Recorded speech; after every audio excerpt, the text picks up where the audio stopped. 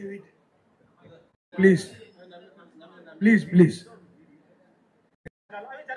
అది అందరికి తెలిసిన విషయమే. మాట్లాడాలి కదా, మేము కూడా సమాధానం గురించే మాట్లాడతాం, కొట్లాడాల గురించి తోడి మాట్లాడతాం.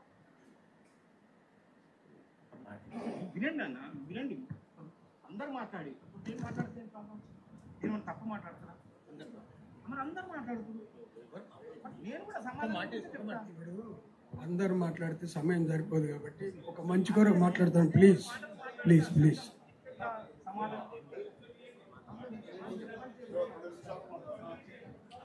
ప్రియమైన సహోదరులందరికీ ప్రభునామమున వందనాలండి. అసలు ఈ గొడవలు అనేది మెయిన్ ఎక్కడి నుంచి వస్తుందంటే డబ్బు కొరకే గొడవలు వస్తున్నాయి.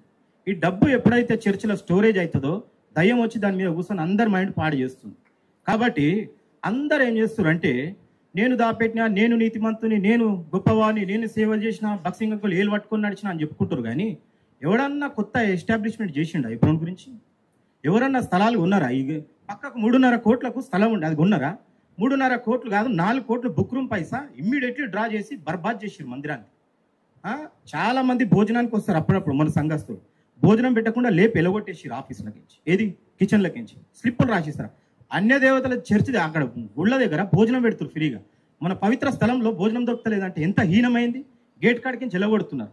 ఇలాంటి వాళ్ళని ఎస్టాబ్లిష్మెంట్ చేసుకొని ఇప్పుడు బోయవాడు వస్తాడు నూకలు పోస్తాడు, నూకలు వేసి ఏం చేస్తాడు, వలలు వేసుకొని బుట్టలు వేసుకొని పోతాడు. పోయినాక ఏం చేస్తాడు, కోసి తింటాడు వాడు. ఇప్పుడు మీరు బోయవాన్ని తెచ్చుకొని మొత్తం మేపి మీరు కొంచెం మేచిండ్రు, ప్రజలు వాడు కొంచెం మేసుకోండు. ఇదంతా ఎవరు కారణము? మీరు. మేము స్వేచ్ఛ లేదు ఇక్కడ ప్రార్థన చేయనీకి. అక్కడ సెక్యూరిటీస్, ఇక్కడ సెక్యూరిటీస్, ఇక్కడ బాడీ గార్డ్స్, అక్కడ బాడీ గార్డ్స్.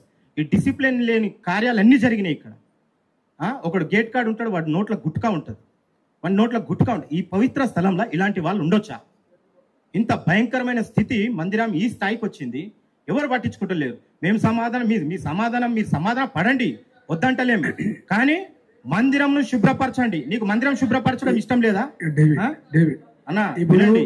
ఇప్పుడు తమ్ముడు చెప్పినటువంటి అయ్యగారు అన్న చెప్తుండగా, ఎమ్మెల్సీ అన్న చెప్తుండు, వినండి. ఆయన ఎంత కష్టపడ్డాడో, ఎంత చేసిండు. మేము కురియన్ అంకుల్కి ఎంత రెస్పెక్ట్ ఇస్తాం.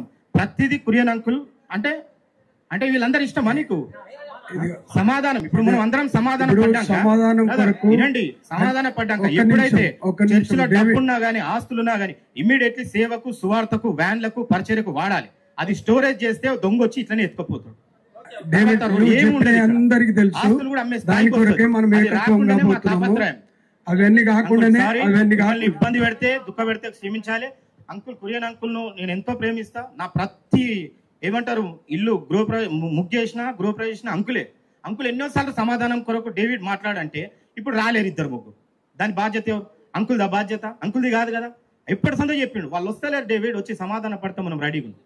సో అందరు ఇప్పటికైనా ఛాన్స్ ఉంది. దేవుడు ఇంకా అవకాశం ఇచ్చిండు, ఇంకా మన ప్రాణాలతో పెట్టిండంటే అందరినీ ప్రేమించి రక్తంతో ఉన్నాడు కాబట్టి మోక్షం పోవాలని దేవుని ఉద్దేశం. ఇప్పటికైనా పాపాలు ఒప్పుకొని అందరూ క్షమింపబడి తిరిగి ఎత్తుకపోయిన అన్ని తీసుకొచ్చి మందిరంలో పెట్టి అందరు సమాధాన పడితే గొప్ప దీవెన మందిరం మీదకి, కుటుంబాల మీదకి వస్తుంది. Thank you. సారీ. దయచేసి సమాధానం కొరకే మాట్లాడాలి అన్న. మీరు అందరు చెప్పినట్టు నడుస్తుంది. దయచేసి